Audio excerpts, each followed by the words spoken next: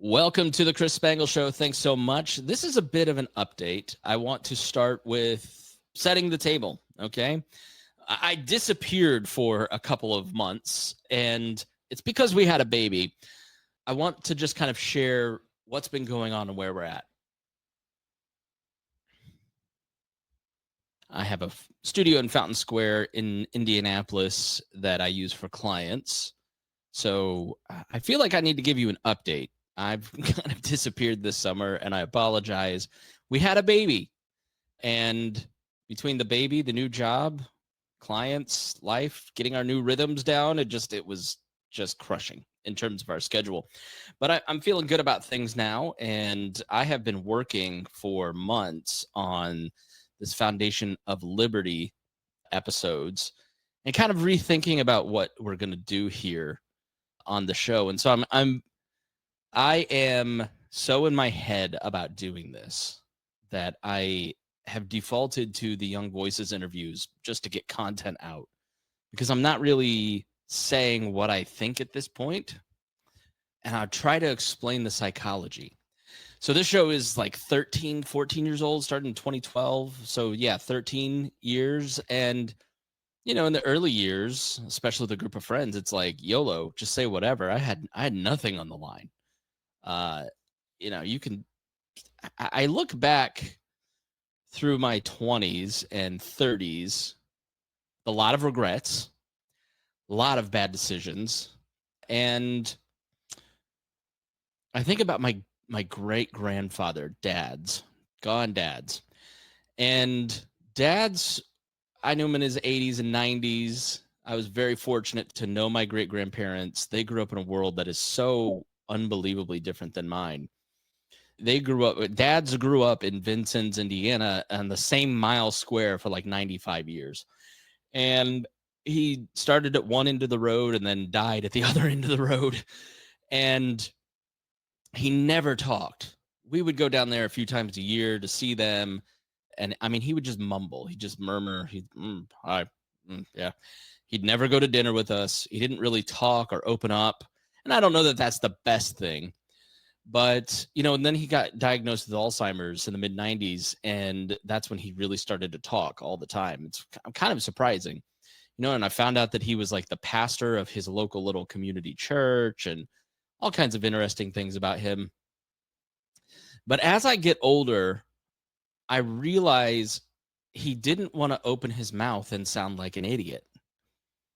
And the more I learn, the more I feel like an idiot when I talk about things I don't understand.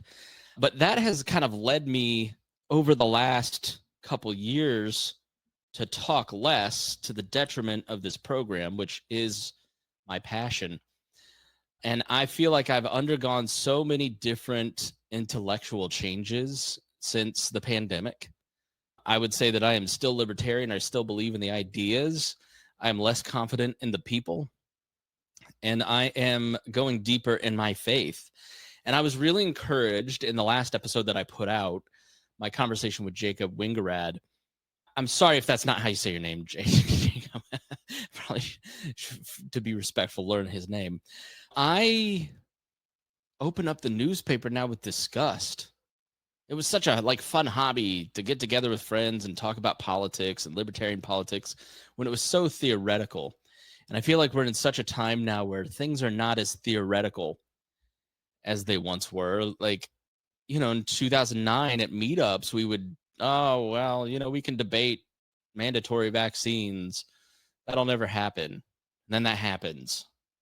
We can debate the power of the presidency and creeping executive power and what if authoritarianism comes to America. Well, it's looking pretty rough. I'm different than a lot of other podcasters in this genre in that they're so sure. And I don't know how people can be so sure, it's because I'm like, what if everybody's right? I've got to incorporate that more into this and incorporate more conversations. I've also kind of just fallen out of love with just applying libertarian principles to the current events thing. I'm more interested in how do we prepare ourselves for a completely different way of life. I think AI is going to completely change how we live. Watching this Joanna Gaines, Chip Gaines Pioneer show right on the back of watching Gilded Age, you watch these two generations, you see the pioneers and how they have no modern conveniences, but they have deep relationships with their neighbors. And I know it's reality TV, it's concocted, but knowing enough history, that's how it actually worked. Just finished David McCullough's Pioneers book, to the Gilded Age, where their entertainment is gathering together and talking. My great-grandfather that I was just talking about, you know, they would have regular dinners with their neighbors and they'd help each other. And it wasn't nearly as isolated as I think we are now. We are killing ourselves with entertainment and distractions. We have no room for silence in our day and age. And we are facing a literal earth-changing technology that is going to give us everything that we want, at least what we think we want. When you ask ChatGPT a question, it tells you what you think you want. And I think we've seen with social media, that's incredibly dangerous. It's not real community. It's not real relationships. It's just like, it's like eating candy every day intellectually. So while I use ChatGPT and I'm on social media, I don't have the same desire to like go and be an influencer and build a big podcast brand like I did back in the day. I have a great job. I work at a local newspaper. The opinions expressed here are not those of theirs. I'm in management and I'm a media executive, I guess. And I've talked a lot here about the development of my exposure to the local establishment and how that's changed a lot of things for me, along with the pat down. I'm just in a very confused time intellectually. You are so sure of your beliefs, and then all of a sudden you're not sure of those beliefs at all. And so where do you fit? Where do you land? So I've been working all that out, trying to think all that through, and not in public. But I feel like I need to do some of that in public because of the response to this last podcast. I got so many notes from so many of you saying, man, I feel the same way. And I want to show my work a little bit. That's the gift of this audience. There's hundreds of you that still listen. And, you know, we'll grow again, I think, if I open up and I'm a little more honest about what I'm thinking about. It's not fear necessarily. It's when you put yourself on record in public, people have a long memory. And so if you are debating with yourself a view of something, then people like, they only hear like 15% of what you say on a podcast. They don't listen closely and deeply. And so it's kind of best if you're thinking through some of these issues to do it, like speak when you're sure. I didn't always do that. I don't know how much I love that, having all that on the record. I'm not ashamed of any, like I am ashamed of some things that I've done through the course of these podcasts, but what am I trying to say? How do I put it? I just think there are so many people like me who are caught in the middle, who are maybe a little politically disillusioned, where you start so sure as a libertarian, a conservative, a Democrat, a progressive, whatever, and that surety clashes with age as you grow in wisdom and knowledge, as your social circles grow, as you get to know people. I think having doubts about political ideologies and how that all works is totally normal, but it's completely antithetical to how to grow a brand. I know how to grow a brand. I know how to do digital media. I have done it professionally for 20 years. I've done talk radio for 20 years. So I want to explore some of that. And this is kind of a pilot episode for some of that, just to set the table a little bit. In addition to bringing back Harry and Reinhold, they're going to be here once a month. We're able to kind of schedule that in and do that. In addition to some of the Young Voices interviews, I've really found it insightful talking to some of these immigrants, you know, that are offered up as guests. And I also want to take a closer look at my local community. There's so many people doing interesting work here in the local community to solve problems. And then I want to do these monologues and explore faith and politics and the news and fatherhood and a lot of different things. I don't have a lot of that worked out. I've got some roadmap for that. But I'm going to start with something I'm calling the foundations of liberty. It goes back to the conversation before the election around this time last year with Harry, that we don't have a really good handle on what we actually believe anymore.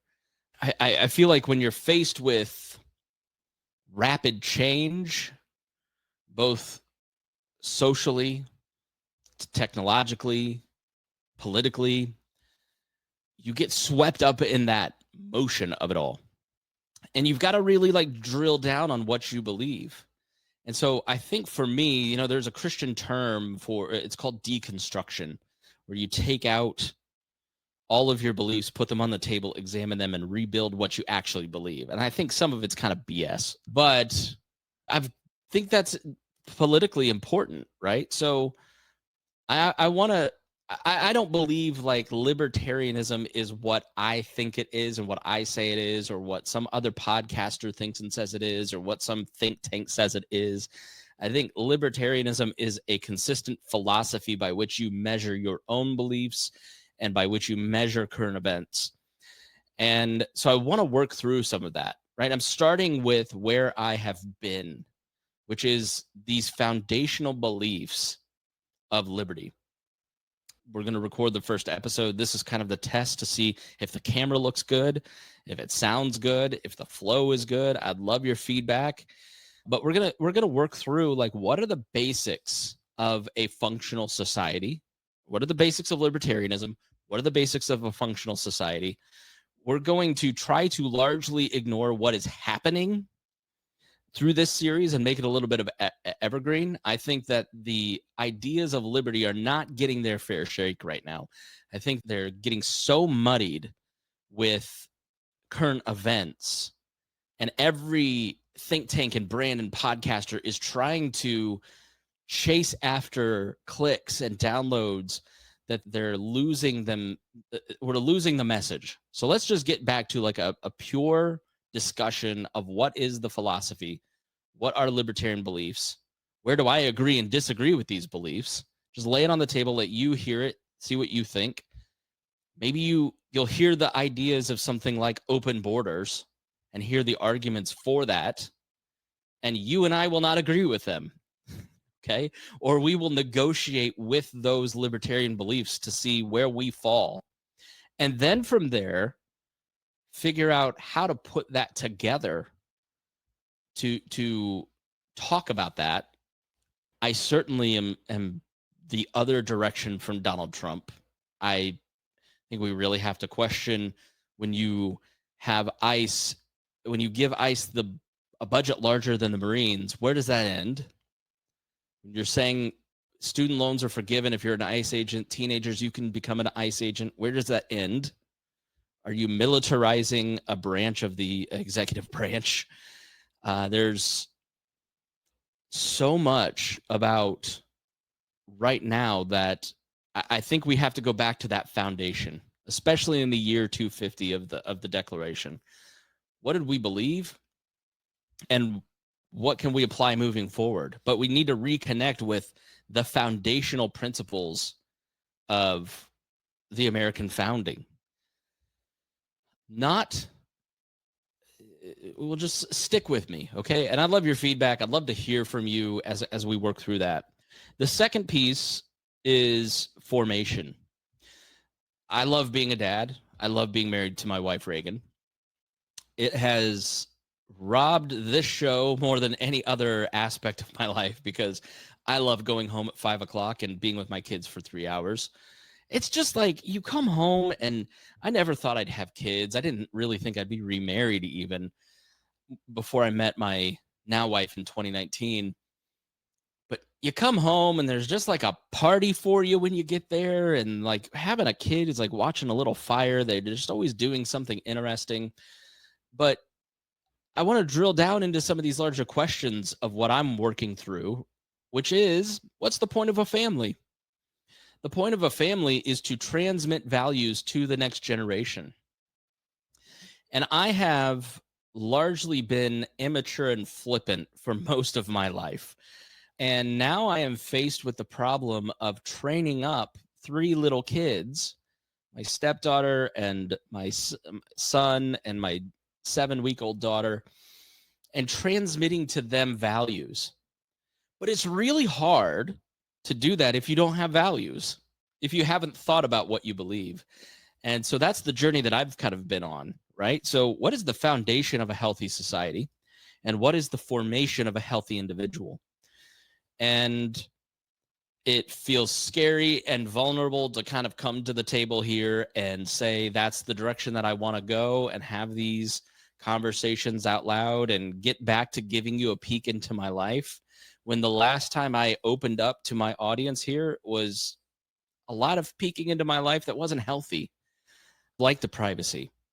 But I feel called to continue to do this show. I debate and have debated for a long time, like, do I want to walk away? It'd just be easier to turn off the Patreon, turn off the feed, just say, hey, thanks so much for being here. But I feel like the hundreds of you that are still tuning into this show, knowing that I have been giving it 25% of my best effort, which I am sorry for. I feel like you're owed, like I'm supposed to be here. That of all the things that I do, this is one of the most important.